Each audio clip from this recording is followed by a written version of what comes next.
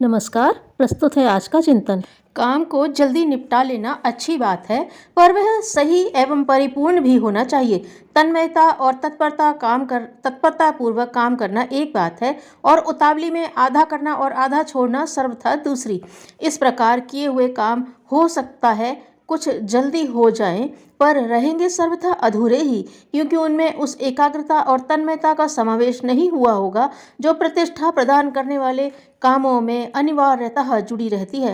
हर काम में, हर बात में दो पहलू होते हैं, एक पूर्व पक्ष, दूसरा उत्तर पक्ष।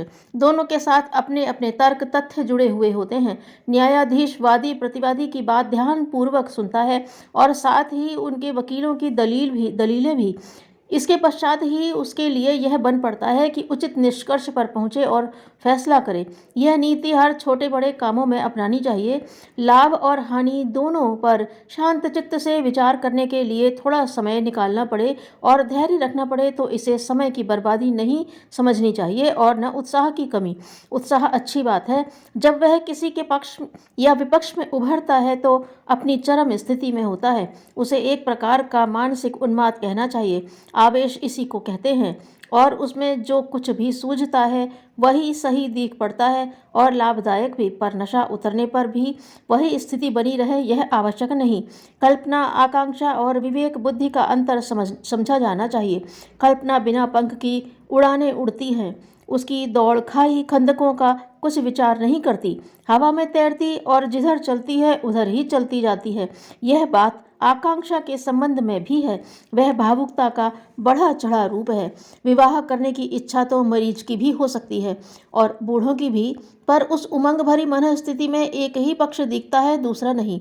सहज विश्वासियों पर ही विश्वासघात की चपेट पड़ती है और तनिक से प्रलोभन में वे ही बेमौत मारे जाते हैं।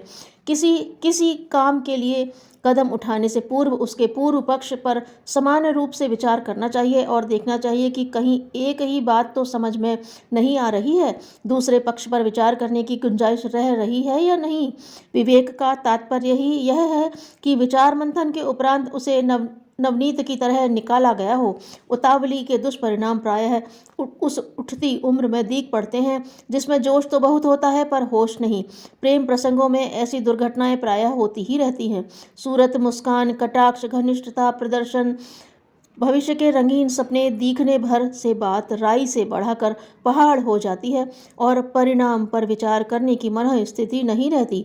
उन्माद कुछ भी कर गुजर सकता है, पर जब बात फैलती है, दबाव पड़ता है तो नशा उतर कर जमीन पर आ जाता है।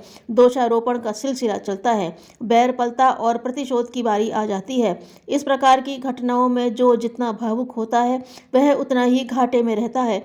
वस्तु स्थिति समझने के लिए जिस विचार विमर्श की आवश्यकता है उसका अवसर ही नहीं आने पाता और गाड़ी खड्ड में जा गिरती है।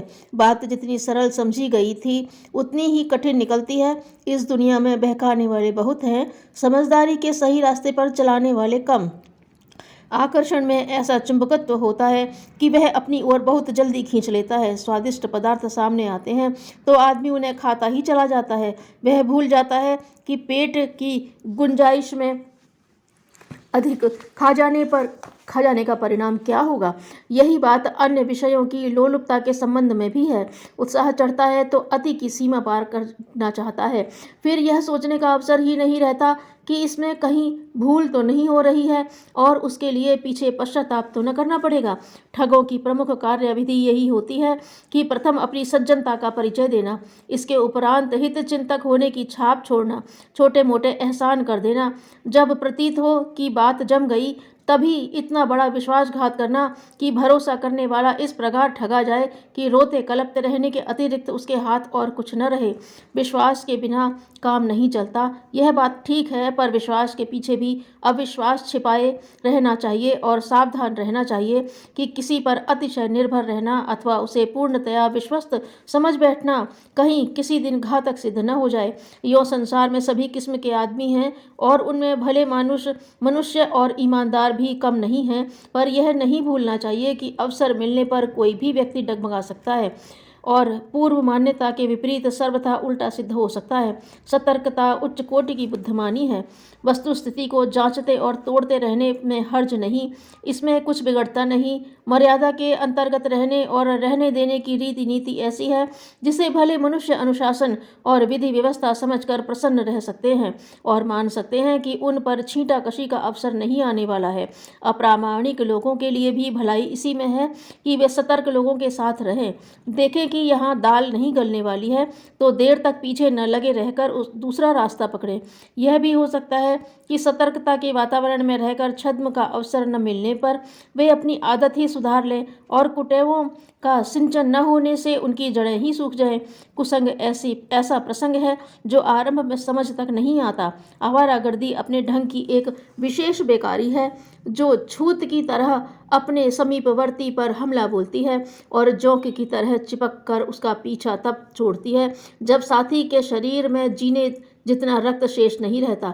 आवारागर्दी के अभ्यस्त लोग निरुद्देश्य समय गंवाते रहते हैं और ऐसे साथी की तलाश करते रहते हैं जो भोले भावुक भी हों और घर के खुशहाल भी। ऐसे साथियों की तलाश में वे बहेलियों की तरह घूमते रहते हैं और जब कोई चिड़िया दिखती है तो दाना डालकर उसे फुसलाते हैं। साथ ही ऐसी कुटेवों के अभ्यस्त बना देते हैं जिनमें उन्हें स्वयं भी रस आने लगे। अपनी तरह उन्हें भी कुटेवों का आदी बना लेने के बाद पैसे की जरूरत पड़ती है। इसके लिए घर से चोरी करने की तरकीबें बताते हैं। नौसिखियों को साथी चाहिए, इसलिए उड़ाए हुए धन से मौज मस्ती उड़ाने में उस तथाकथित मित्र को भी साथ रखते हैं। इस प्रकार कुटेव पक्की होती जाती हैं और फंसे हुए नासमझ को ऐसे गर्त में गिराती हैं जिसमें फंसकर वह आजीवन अंधेरे गर्त में पड़ा हुआ कराहता रहे। ऐसे कुप्रचलन और कुसंग इन दिनों बेतरह बढ़ रहे हैं। समझदारों का काम है कि उनसे बचें और अपने प्रियजनों को बचाएं। स्वर्ग आत्मसंतोष की स्थिति का नाम है।